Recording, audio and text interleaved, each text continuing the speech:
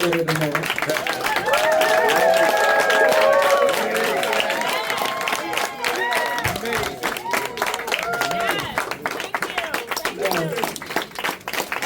We have a sister from the motherland that wants to make a statement. Can you come up, my sister? Yes, come. And have your questions prepared. Because this is not just about, it's about interaction with each other. Write down and then take a picture of the books. Come, my sister.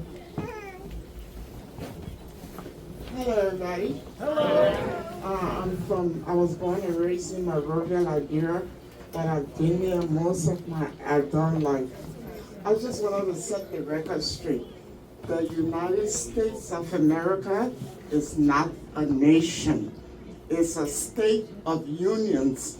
They came here and they established a system of state. So we keep referring to it as a nation. It's not a nation, it's a state. A nation has to do with nationality. Everybody speaks the same language. That's all I got to say. Thank you, everybody. Ashe. Come with your questions, because I know you got questions, y'all. Come on. I'll stand up. I don't want to come up. All right, you have to project. Thank you. Thank you so much to both of you. In your acronym and how you say we need to get it together as a people, and you gave politics, education, all those things. What are your thoughts about including things on trust, private banking, financial literacy, which I think is a whole other world that's happening above us that we know nothing about, which I'm learning. I think it could fit in economics and labor. Okay. I think those two areas can fit. Because when I believe Professor Neely Fuller was breaking it down, he was trying to be as succinct, but at the same time inclusive. And there was one that I didn't include that I asked permission to include, which is health and nutrition. Because you can be dynamic in all the other previous 9 areas, but if you don't have your health is your wealth. And so that's why we have to bring our Queen of Fuas. Yes. And we have to bring our Sister Ma'at and Victor Bowman and all of the health and nutritionists to come, because you see there's 2 types of vaccines. There is the curative vaccine, which is when you get needles and whatnot. But then there's the preventive vaccine, when you're on a health regimen that doesn't allow. When the pandemic first came out, I heard a lot of people saying, oh, well, I can't get it because I have a lot of melanin. That's not necessarily true. If you have an opening, anything through the air can come to you. The question is, how is your internal body functioning, your RNA functioning, in order to battle what's coming in? It can get in your eye, it can get in your nose. When you go to the bath, any opening you have on your body, when you have viruses that are air, they can come into you. The question is, how can your body fight it? And so we need to go to our sisters and our brothers who are experts in nutrition and to understand how to take care of our body. And every woman in here should know Queen Afua and Sister Ma'at. You should just know them. Talk to them. Get their books. And there are others. But those are the ones that come to my mind immediately. But in terms of your question, I think it fits in economics. Okay. Thank you. Oh, I got a question. come. All right. Peace to my elders. Peace to you, brother. In listening to both of y'all speak, I heard both of you reference the elders that you came up learning from. And so what I'm very interested in, as I'm looking at this crowd, I see the babies in here, I see the elders in here, and everybody in between. And I'm looking at how do we facilitate the community again, such that the elders are passing those torches and the young people are grabbing them. I know you and your son work together on some things, and I love seeing that action.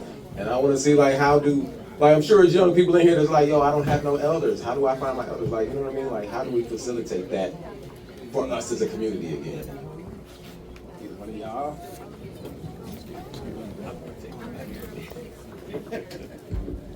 Yeah, I'm gonna start it.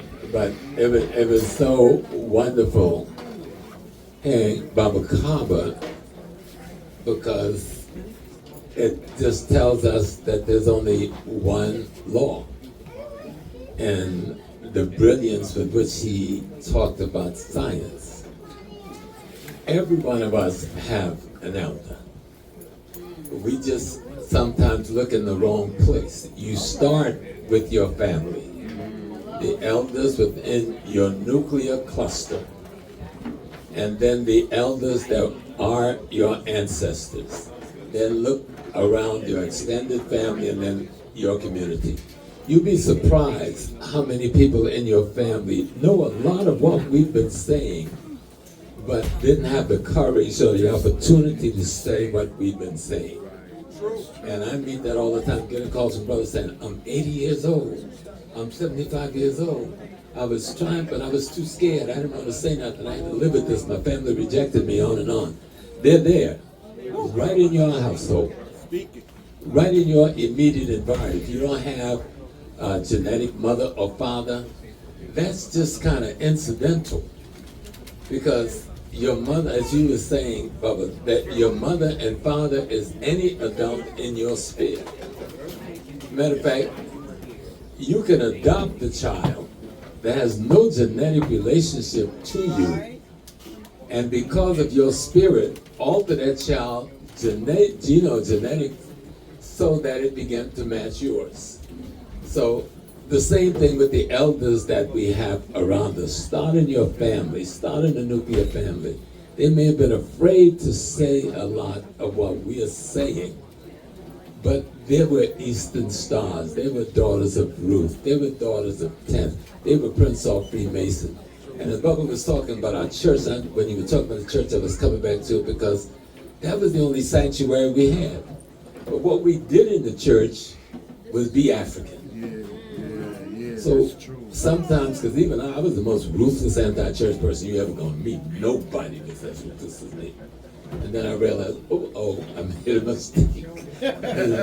Because what we did in the church, as we did in the mosque, we hid Africa, because that was a sanctuary where we could be African away from the demon, right? And so you'll be surprised, those elders that you're looking for, they're close to you. They just haven't read the books we've read. They don't know how to say it like we say it. But talk to them. You'd be surprised at the wisdom that they possess. Come, sister. Talk a little bit more about carbon. I mean, I have so much that I would like to say that I need my own space, but it's just, I mean, so much comes out.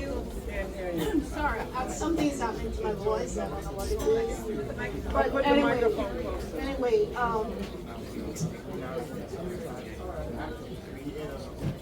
to talk a little bit more about carbon and how the role of carbon in the Genesis, the cosmogenesis. If you could talk a little bit. You know, because of my approach, I think, towards this, I've always attempted to Africanize it. And I've always taken as much information from all the different areas that I could, but I've always focused on people such as Dr. Richard King and Carol Barnes, T. Owens Moore. I could go through the list of the scholars out here that are doing this on melanin and carbon. When you look at carbon, John G. Jackson, in his book, Introduction to African Civilization, he has a part in there where he's talking about the early development of the earth, how the earth first developed. Because his brother was encyclopedic, because he taught at CCNY. And I remember him at First World Alliance. Something else, brilliant, encyclopedic mind. What he used to say is that, what he said in the book, is the fact that you have the book. If you go to the beginning of the book, he'll tell you about the origins of the earth. And he'll tell you about the 4 major atoms on earth. Okay? You have hydrogen, nitrogen, oxygen, and carbon. Okay? You can take 2 parts hydrogen and 1 part oxygen, and you create water. You could take 2 parts hydrogen, 2 parts oxygen, and create hydrogen peroxide. Okay? But with nitrogen, hydrogen, and oxygen, you can only put no more than 4 atoms together in order to create a molecule. When you introduce carbon into that mix, that's what creates the millions of molecules that exist. Carbon is cosmic glue. That is why when someone says organic, organic means it has been able to assimilate carbon. What makes things living is carbon. It brings life to all things. That's how they do the carbon nitrogen 14 dating. Because carbon has what's called a half-life. That when they measure, and you use carbon and nitrogen 14 dating, you have argon and potassium dating for things that are inanimate. For living things, you have carbon 14 and you have nitrogen 14. Okay? And what basically is happening is that in a half-life, the way in which they can date something is because they can measure how much carbon has deteriorated from that aspect that would allow it. That's how they're able to test how much carbon you don't have that tells you how old you are. Okay, this is science.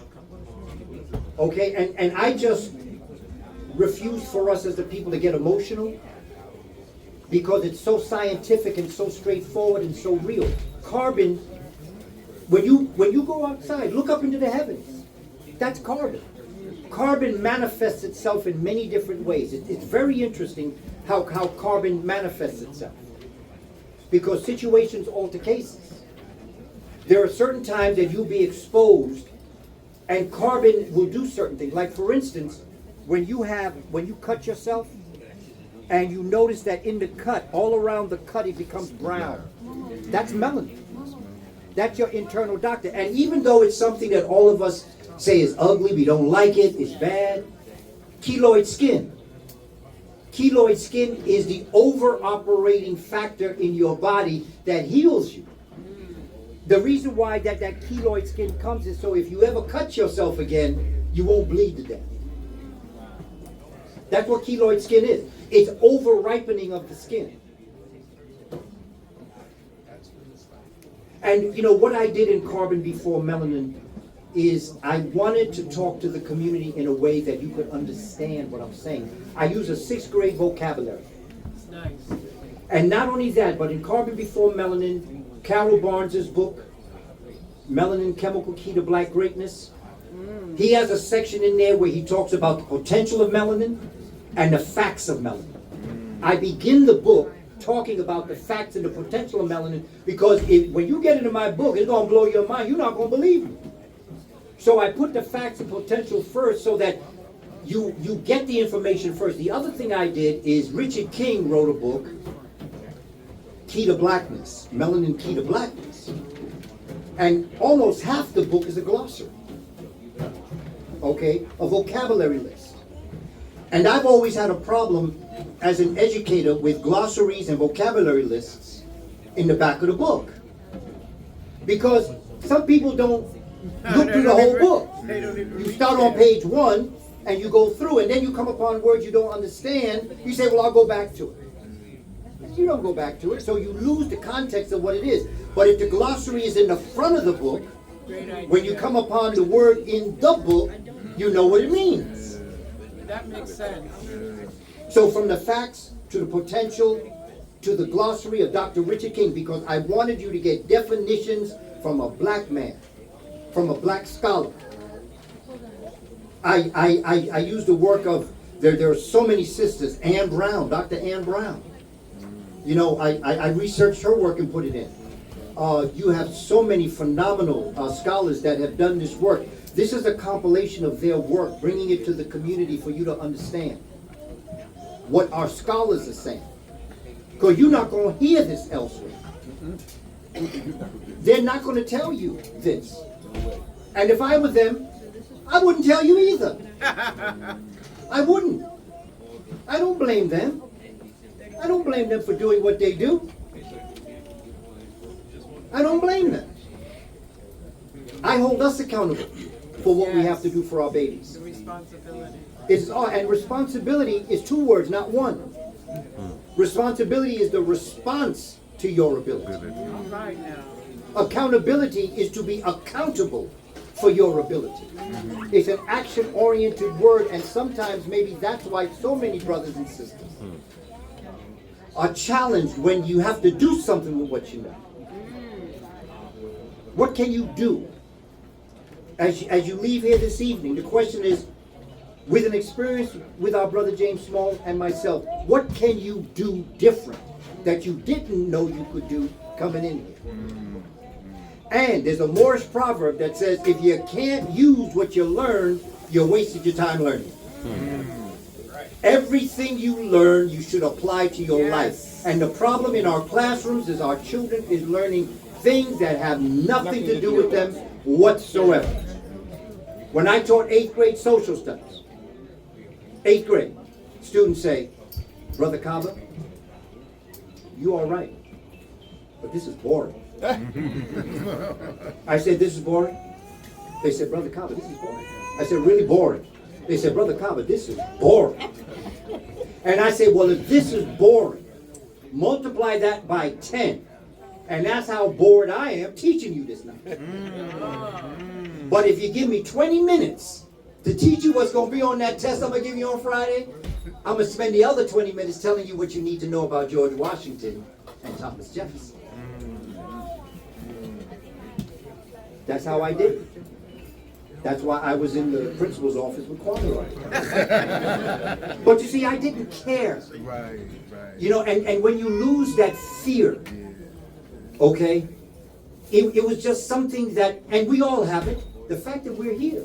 If you black and alive in 2024, you're a miracle. Yes, we are. You may not realize it, but you are. You ain't supposed to be here. You're supposed to be back in Africa, dead or stark raving mad. Or in jail. Or in jail. Okay, you ain't supposed to be here. And the way they had it, with this many people in the room, there had to have been at least 85 of them in this room to make sure we didn't do anything.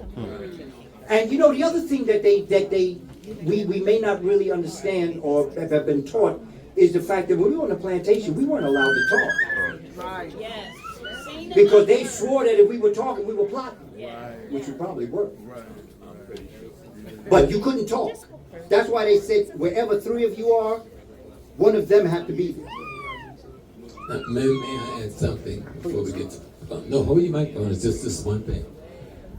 But he's been trying to show you, and I just love the way you do it, because I've seen bits of it in all the scholars, right? What the West call science is your spirituality without your cultural rhythm. Okay. Remember, the Moors gave it to them through one door. Kemet gave it to them earlier through the Greeks. We gave them our spiritual system, but they didn't have the capacity to absorb that aspect of it that we call spiritual. But they did absorb that aspect of it that we call science. So Western science is an aspect of your African sacred science or spiritual system. And I thought you have done the best job of anybody in all the scholarship I've seen to explain that and show that. And if you get that, you heard that term they like to use, don't throw the baby out with the bathwater. We've been throwing the baby out with the bathwater a lot, because we didn't know that we were the baby that was being thrown out with the bathwater. Okay, that's the best way to say that. That's funny. Because I really appreciate the way when I was listening to you. And I wanted to say about this one book, because you know, sometimes I think I'm Mr. Spirituality. But then I was down in Baltimore and I bought this book. This will straighten you out like really quick. It's like getting you over a hangover. Buy this book. I've been through it a few times. I got all my kids at it. I want to get, the Shabaka stone, because that's one of my love too. And I know how long you've been about this. Professor But Smalls, this the book, girl was asking what's the... I gave it to her. I told her. okay, the spirituality before religion is just an extraordinary work. It's an extraordinary work. Get that book. because you've got to study. What's in this book is really the mind of Baba Kaba explaining to you using multiple other minds out of his ancestry and the scholarship. This is his mind, explaining all of these things that other minds have been trying to explain to us.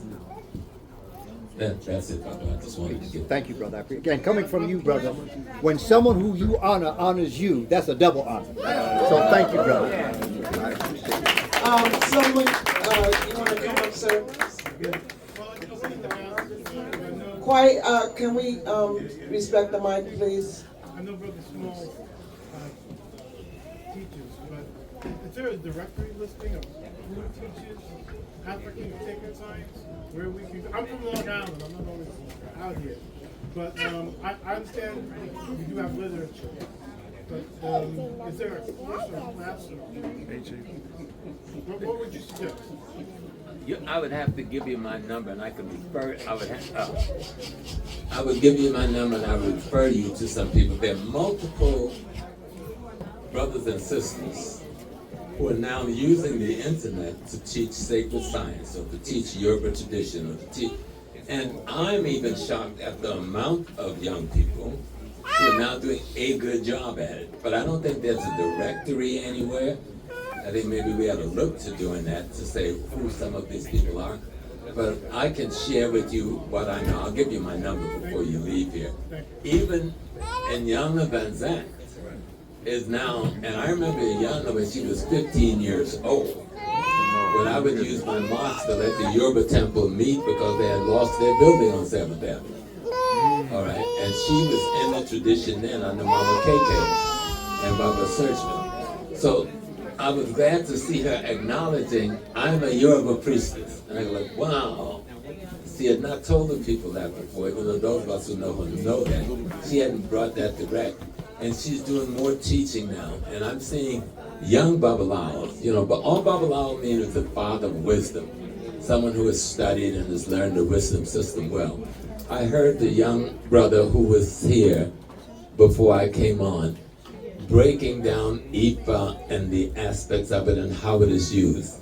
The tools of the science. There's only one science. Let me and you did it, Baba Kaba, when you were up there, you were explaining it, and I arrived at that point too, that all of the religions that we know of is all trying to do the same thing. Some are just better tools than others, okay?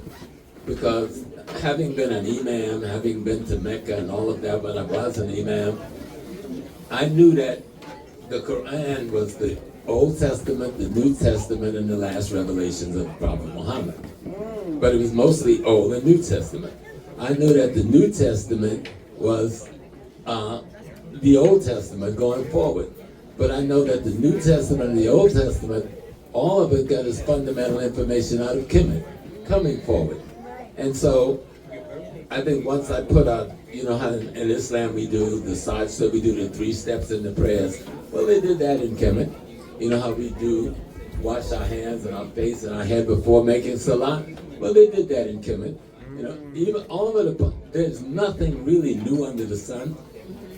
Different people, and I really don't think in the beginning, those who formulated Christianity did it to hurt us or anybody else. I don't think those who would come when that crashed and formulated Islam did it to hurt anybody. I think what we see in history, people taking as much, I define it as got to Judaism, Christianity, and Islam, are fragments from the periphery of the African sacred science system, right? They're taking what they're able to comprehend to try and construct a way for themselves in the society that they're leading. Now that they did not have the capacity to comprehend the totality of the expression of our ancestors is where we run into the problem, But all of them represent an attempt at trying to explain cosmology and ecology and our role in all of them. Question? Any more? Listen, it's not every day we have an opportunity to speak to these giants. So please take advantage of that. We have the sister in the back, and then we'll have this brother right here. Hi. Could you project? Greetings, everyone. Oh. I'll come to you. Greetings, everybody. I'm very grateful to be here. I got to hear a little bit.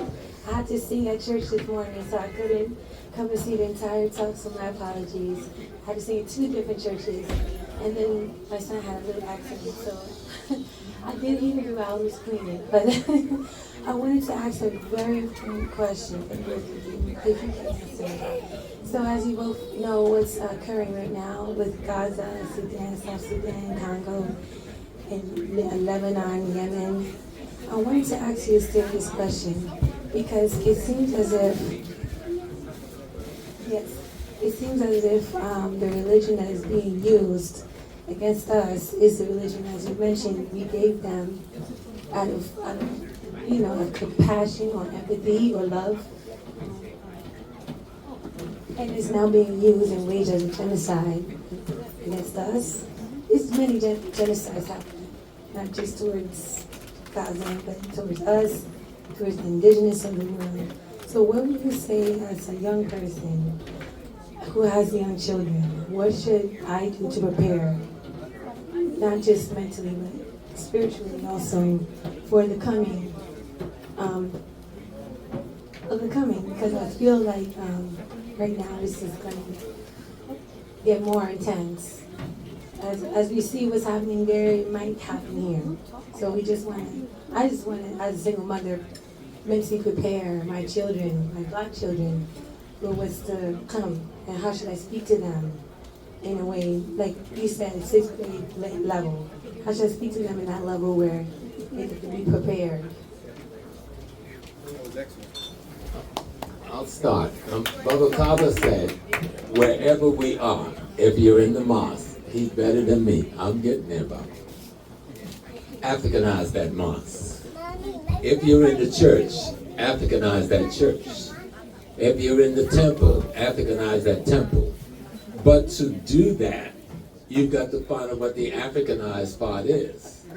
You've got to study this literature that he's presented to you today.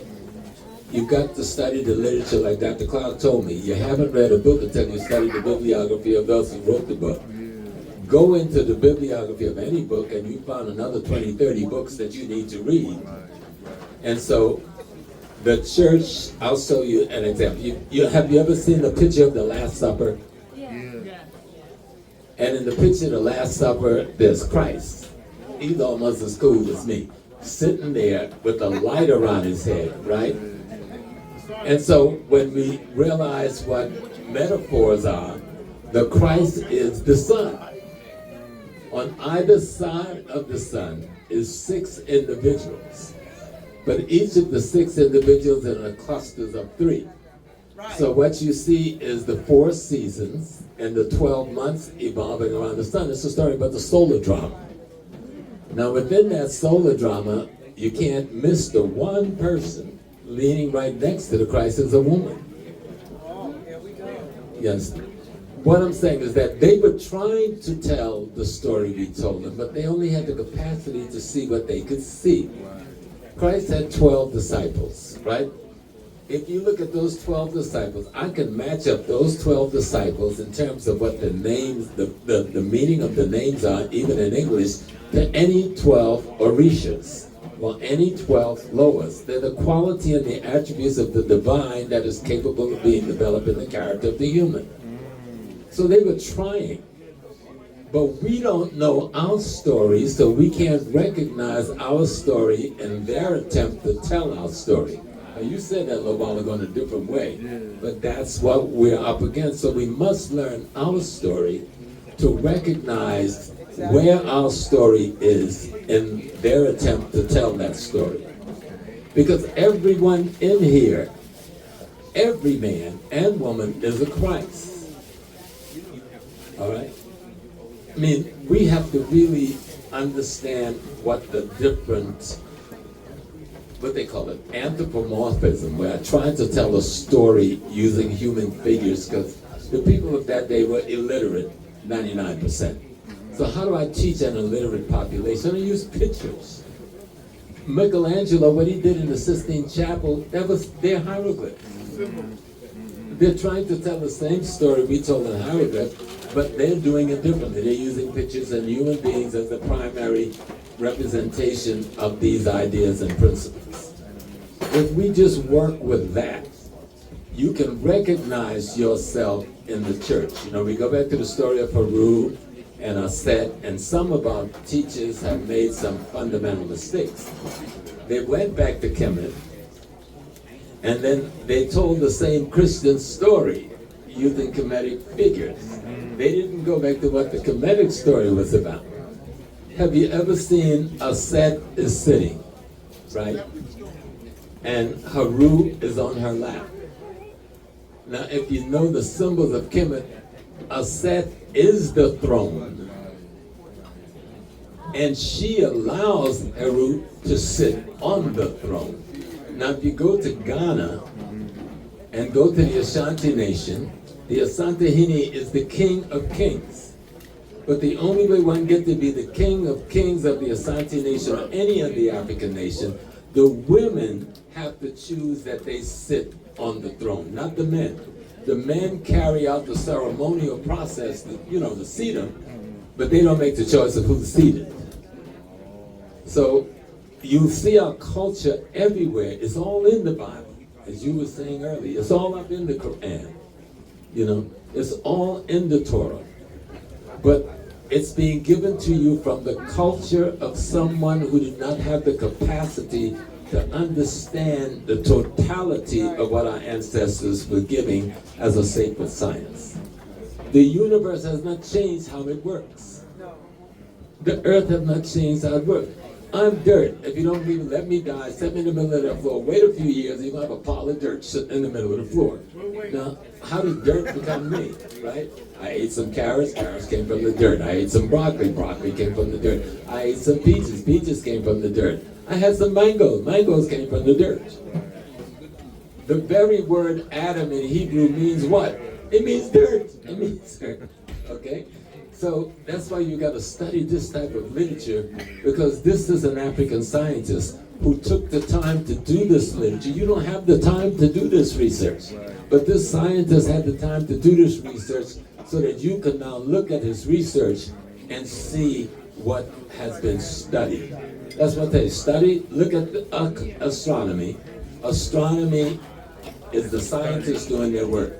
Look at astrology. Astrology is that same scientist interpreting that work for you. So you understand astronomy without having to do all the work of the scientist.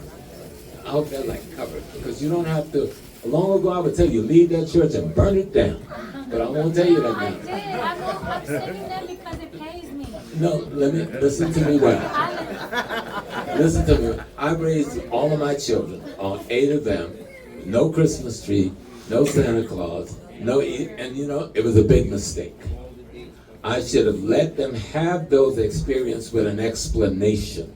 Okay? What I did was remove those babies from the world and made them loners with enemies of everybody, and they were trying to survive. And you know them all from babies, and they survived because we gave them enough Africans.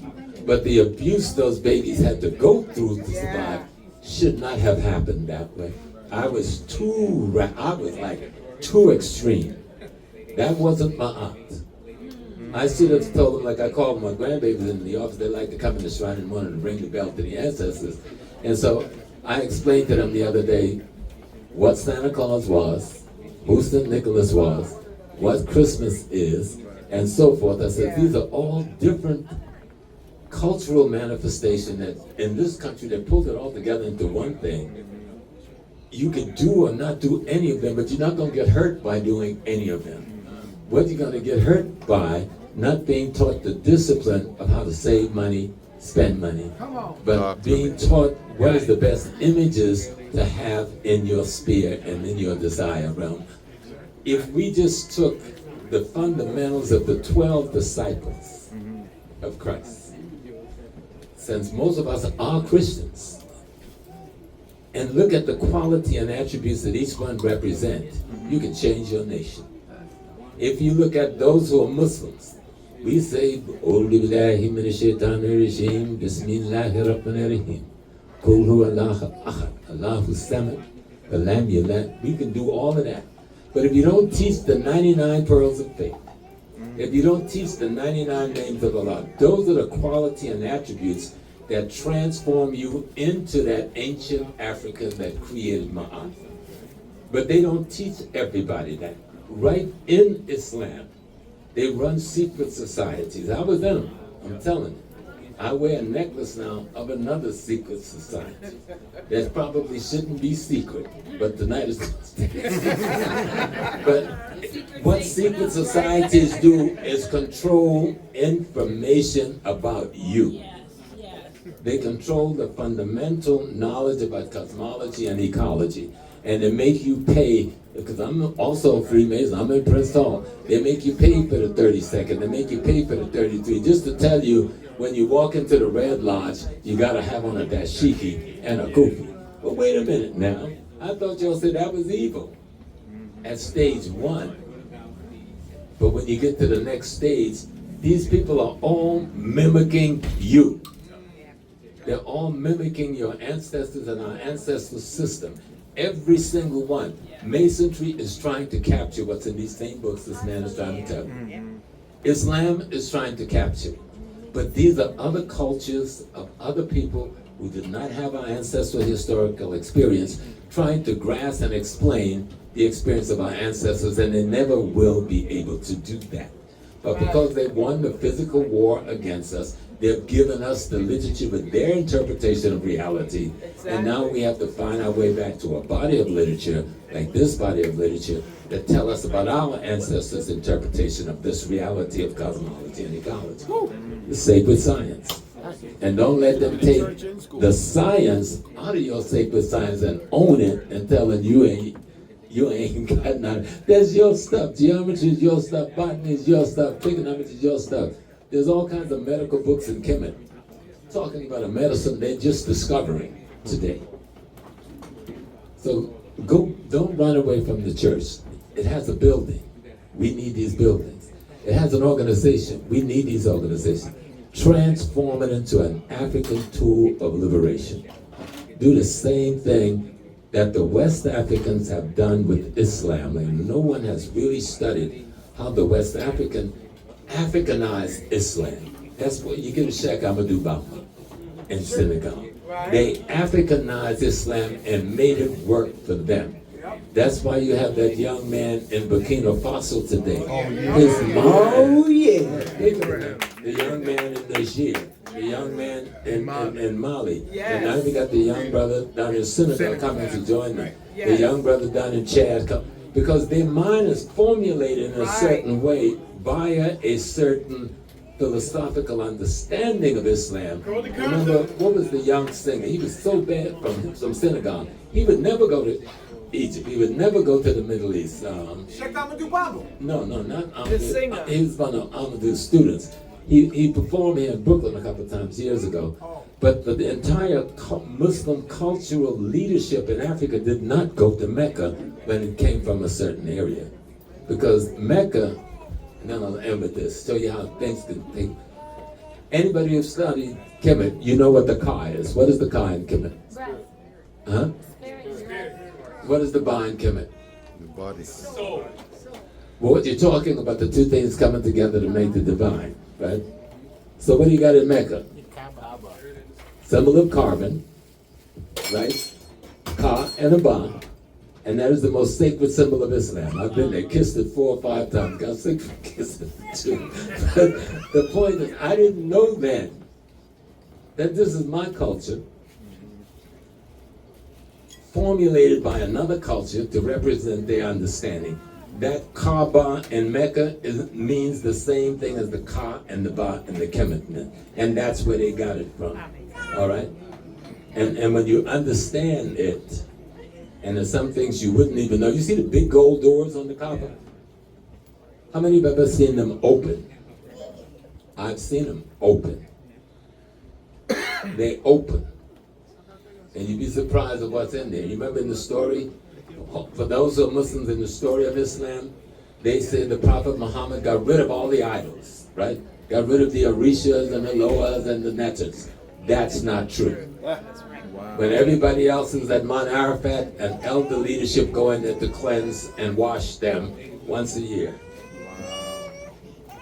That's your culture, misinterpreted by others, or reformulated in how they present it to themselves. But you've got to know who you are to recognize what you see in the mirror. If you don't know who you are, you think you're looking at a monster in the mirror. But if you know who you are, when you look at that mirror, you see the beauty that is you in the mirror. And then you'll recognize that anywhere else you see it in the world. And that's what I got from Baba's speech tonight. I mean, you just breaking down and kicking the signs and dropping it. I was like, oh, he's going to make my lectures shorter. Yeah, the brother you were referring to is Yusuf Endor. Yusuf Endor. Yeah, Yusuf Endor. He did a whole dissertation on why they did not go into the Arab world. We can't hear you. Yusuf Endor, he did a whole dissertation once on why they didn't go into the Arab world. And you'll get an understanding this if you study, when you start studying, who's the Almorahids and the Almorabites. See, all Moors ain't the same. Okay? And we get confused with a word. Right? But we have to be clear. Islam comes into North Africa in the 8th century, and it makes a fundamental difference. But somebody else is there when they get there. The Romans are there and had been there for hundreds of years, raping, robbing, misusing, and abusing. But the Romans was in trouble because the Germans were there, the Visigoths, or it's the Ostrogoths, or one of those German crew. They're up in there for about 200 years. So, and the Greeks was up in there before that. So, but there's a group of us who have already been misused, abused, and mulattoized and so forth by these people, and had lost much of the cultural, spiritual system to these people. Even though Islam came close, what feed us, the dude named Abu al-Alas who comes in, he says, I'm not gonna fight no war with y'all. I'm gonna make a deal. My army will not fight you if you just accept Islam. And then you give us a few dollars every month. Of course, some money came with it, right? But all you have to say, La ilaha illallah Muhammad Rasulullah. So the people who we call Moors, they agreed, okay, we'll accept Islam because that's better than having a bloody war, right? And that's how they conquered much of West Africa, North Africa. But then, if you study the history of Moor, you will see that one group of Moors will fight for almost 300 years with that other group of Moors to maintain their integrity. And they weren't called Berbers. The oldest name they got is called Kudamas. That's what they called themselves before the Greeks came and the Roman came, or the ones who call us Africa came. They call themselves the Kudamas. They're the people who lived in North Africa. History erases the mystery. When you start studying and digging up in this history, you're going to find you never stop being who you were. It doesn't matter. I can take a rabbit and beat him and cage him and do anything to him. That rabbit at the end of the day is still a rabbit. It's still a rabbit. Maybe a confused rabbit, maybe a rabbit didn't be taken home, given some love and some care. Maybe a rabbit that needed to get the right food to eat, but the rabbit is still a rabbit. The African in the Americas is still an African. And we didn't start getting light skin, brown skin when we got the white people. We created all of these shades before we met white people. You see the best of example of that when you go to Ethiopia. And they break it down. And you understand we are the progenitors of every aspect of our expression as a human being. So history erases the mystery. I don't think Baba Booker should go out here and have any book to carry back home. That stuff's too heavy to carry back home. Y'all need to buy all of those books. Yep. I know he was signed, so you ain't got to worry about that. You just go out there and get it. But the key is to understand that you are the African. You've always been an African. Your mama was the African. Your grandma was the African. On the plantation doing the rice, the cotton, the sugar cane, we were still the African. In the church, in the mosque, we were still the African, using whatever tool we had to survive the moment we were found in, as Baba was telling you. I think the important thing is, I watch their films and partially study how they would be warmongers and everything, even amongst ourselves, themselves. So we don't have a copyright on fighting one another because they used to do the same thing, and I think it's very important for us to study them like they studied us. You know, and follow your inner guide that you have, because the template is already there. We don't have to remix it. Maybe we take the things out that don't work for us, but the time is now, and I don't think, you know, we should have fear of these people. I have no fear of them. I think Bubba said it earlier, and I said it earlier, I think, when I was speaking. I'm not at all interested in right now what they're doing, because the blueprint isn't going to change. Trump ain't bringing nothing different to the table. They'll be a little more crude at doing it. We would have to do, if Sister Harris had got in there, the same thing we have to do now that he's in there. And the concept you use, which I like, all politics is local. If we don't go to the PTA meeting, you can't complain. I was like, Baba, I go to PTA, and I'm the only black man only man in the PTA meeting for years. We don't go to the school board meetings. We don't go to the city council meetings. We don't know how to fill out a petition and put somebody on to run for office. We don't understand what the Constitution of the United States read like. We don't understand what the basic city council rules are, and we live in a place, we say we live here, yet we know nothing about how here is governed. That's right? true. I mean, politics is really how you manage the wealth and the ecology you find yourself in. If you don't know the politics, how you gonna ever manage the wealth? Exactly. You know?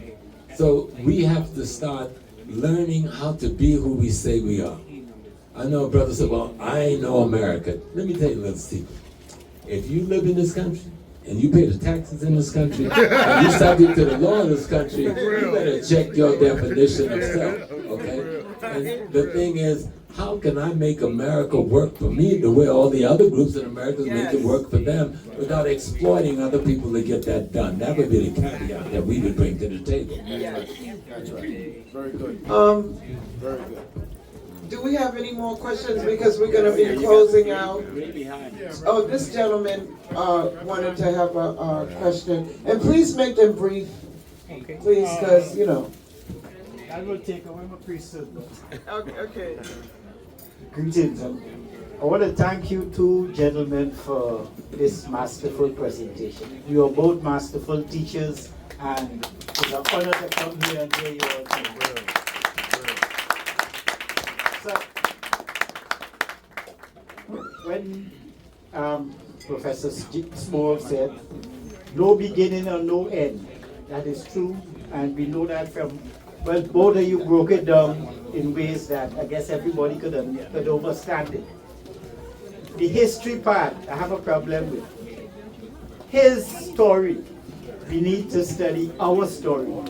So if we could change that around, our story dispels all mysteries.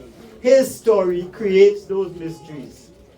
And this is what we're living under right now. His story. So what all these books, all the knowledge that he's passing on is teaching us about our story. And we can't thank you all enough for that. Because we've been under this fog, this miseducated spell for a long, long time. These are breaking us out of it, putting us in a new dimension. To know yourself, right? I mean, I can't forget the teachings like it says Dr. Clark, Dr. Ben, Dr. Scobie. I remember going to Harlem and listening to these things. My mind was blown, always blown, right? Coming out from there.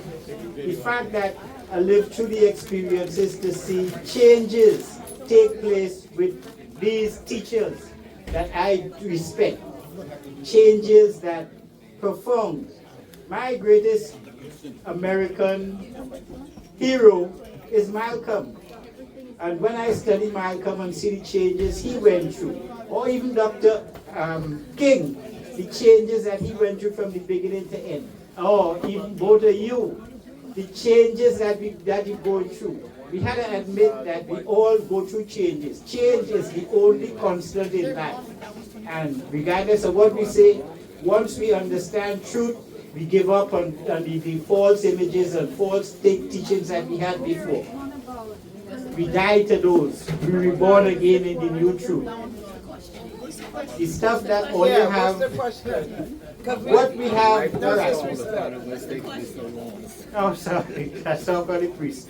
But anyway, the thing about it, the direction that we need the spiritual, but we also need a political in this place, right? We go in both ways. Until we build a party, we need leadership. Are you two willing to get that going for us, like Malcolm and Dr. King tried? My answer is going to be no. Our plates are already full. You start doing that work. All right. My plates are full. And secondly, let me tell you a secret. This is not a Marxist government. This is not a Marxist economy. This is the capitalist. Please listen to this clear, because we've messed up on this in the last 30, 40 years. We've allowed our enemy, our nice liberal advisor from Eastern Europe, to misguide us ideologically and politically. And we need to be very clear. If you are standing in water, do not act like you're standing in the desert, because you will die, you will drown. If you're standing in the desert, do not act like you're standing in water, because you will die for the need of the water. We're in capitalist America. Most people in America will never be capitalists. But in this laissez-faire, what is called a laissez-faire capitalist economy, if you want to win, you better master this thing. That's right. And we've allowed people, when we did try to master it between 1865 and 1945, we were kicking butts all over this place. Something happened after 1945. We had an enemy taking control of our primary leadership organization that socialized us politically. I'm not going to call any of the organization's name. And we move away from understanding what BOBO was saying, economics, politics, and culture, and the role they play in our life. And our institutions got destroyed and wiped out. Black Wall Street, and this is the last piece, and Tulsa, Oklahoma. Greenwood got burned to the ground. Many of our ancestors got murdered. But guess what? They built Greenwood back better than before. What killed Greenwood was integration, not the riots or the crackers. Exactly. Yeah. When we lost our reason why we built Greenwood in the first place, we gave it up for free. And we didn't just do that with that community.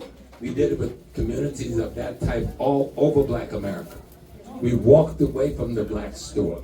We walked away from the black optometrist. We walked away from the black doctor. We walked away from the black lawyer, and we went to the enemy's professionals. It's true. Because somebody in the socialization process confused how we saw our reality. I know where I'm at. I'm not in Russia, so I can practice all the socialism I want. That ain't gonna work. I mean, I understand communal, collective, cooperative is fundamentally African. I'm in the United States of America. How do I master these tools, use these tools to provide economic, politics, and culture for my people without exploiting other people? That's the key. This gentleman has a question. Thank you, Professor. And keep it short. Brother, I just wanted to respond to you and say that we don't, as a people, we don't need a leader. What we need is a code of conduct, that we all move together. Same motion, same ideology. That's what we need, all right? Not a leader. Some of our leaders have gotten taken out by some of our own.